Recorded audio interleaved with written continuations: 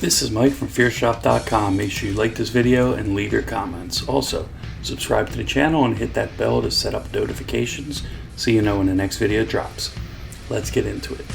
Today we're ranking A Nightmare on Elm Street films, ranked from worst to best.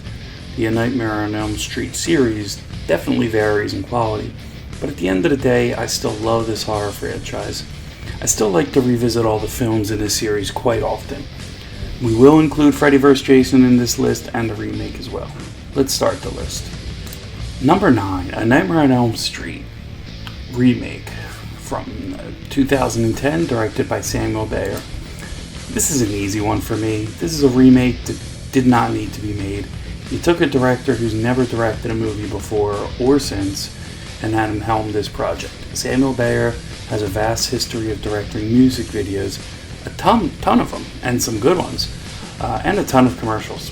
Seriously though, his music videography list is crazy, with videos such as Nirvana's Smells Like Teen Spirit, Ozzy Osbourne's My Mom Coming Home, Metallica's Till It Sleeps, and videos from David Bowie, the Rolling Stones, Marilyn Manson, Aerosmith, Michael Jackson, and so many more huge bands. In regard to the remake though, I did not hate Jackie Earle Haley in this role, or even Rooney Mara as Nancy. They tried to play with the story that made it a little different, but the film just did not work for me. Number 8, A Nightmare on Elm Street 2, Freddys Revenge, from November 1st, 1985, directed by Jack Sholder. Part 2 grossed $30 million at the domestic box office on a budget of $3 million. It received mixed reviews from critics upon its release, with many comparing it unfavorably to its predecessor. However, it has enjoyed later success as a cult classic, with critics having reassessed the film's homoerotic themes and subject material. There were some good scenes, but the final battle was weak. The opening scene with the bus is awesome, and I give the film major props for that scene alone. Number 7, Freddy's Dead, The Final Nightmare, September 13th, 1991, directed by Rachel Talalay. Another instance where The Final Nightmare is not The Final Nightmare, but New Nightmare was released 3 years later and takes place outside of the series canon. The film gets silly, where Freddy's power comes from dream demons, roles by Roseanne Barr and Tom Arnold. Alice Cooper was not so good in this movie either. As far as silliness goes, this could be the most silly that the franchise ever was. There was far too much of a backstory. I am all for an origin story, but this was not needed here. I will admit that as much as I hate forcing 3D into a movie, this was fun in the theater. You put your glasses on when you went into the different world, and you did not have to wear those uncomfortable glasses all movie.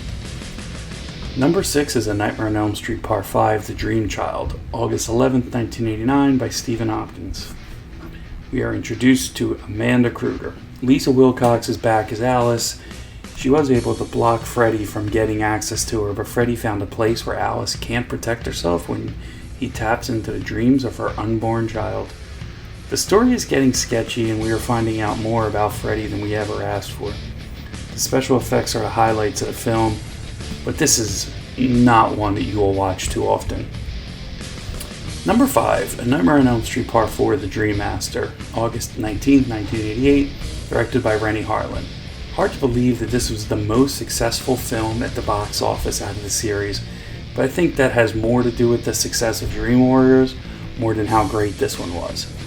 They start the film by killing off everyone left from Dream Warriors. The film's watchable, but leaves a lot to be desired. The series starts to make you feel like every odd number film is better, but as you have already seen, as the film numbers get higher in the series, Freddy becomes more laughable. To be honest, the characters all start to merge together, and people mix up Kristen and Alice all the time. Some of the kills of note is the Roach Motel and the asthma scene. Number 4 is Freddy vs. Jason, August 15, 2003, directed by Ronnie Yu. Freddy vs. Jason was a long time coming. It was promised year after year with no actual product getting delivered. It finally came out, and it did not disappoint. Freddy vs. Jason was released in the United States in 2003. It grossed over $116 million worldwide, the highest grossing film in the Friday the 13th series, and the second highest grossing film in the Nightmare on Elm Street series. The film is just fun. You have the legendary fight between Freddy and Jason, and great characters that always actually stick out. Number 3 is Wes Craven's New Nightmare, October 14th, 1994, directed by Wes Craven. Freddy's dead, killed off Freddy, or so we thought. New Nightmare brings him back, but this film plays around with the series continuity. Freddy is portrayed as a fictional movie villain. Heather Langenkamp plays herself instead of Nancy. Robert Englund plays himself as well as Freddy. Wes Craven returned and made Freddy closer to his original vision, a dark, evil killer. Freddy also has a new look. Wes Craven actually plays himself in this movie, and a lot of the original cast make their way back into this film. You will not find Freddy riding around on a broomstick pretending to be a wicked witch. The bending of fiction versus the real world is a novel idea for the franchise that needed something different.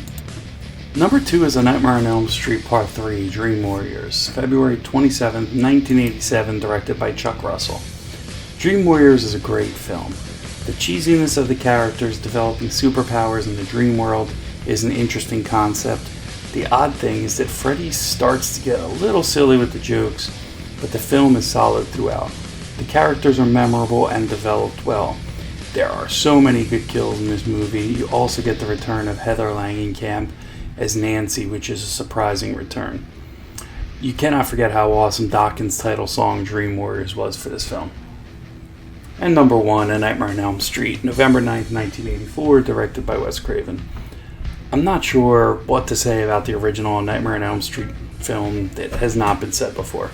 I already did a deep dive video on this movie, so check that out to learn more about the inner workings of this classic film.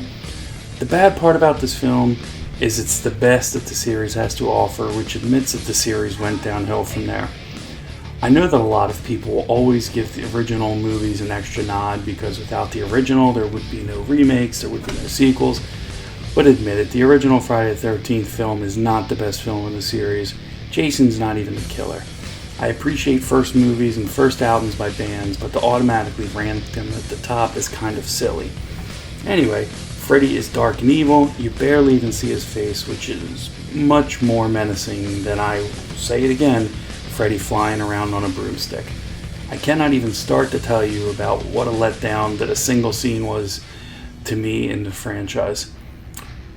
The film was amazing with a great story, great special effects, and a classic fight at the end.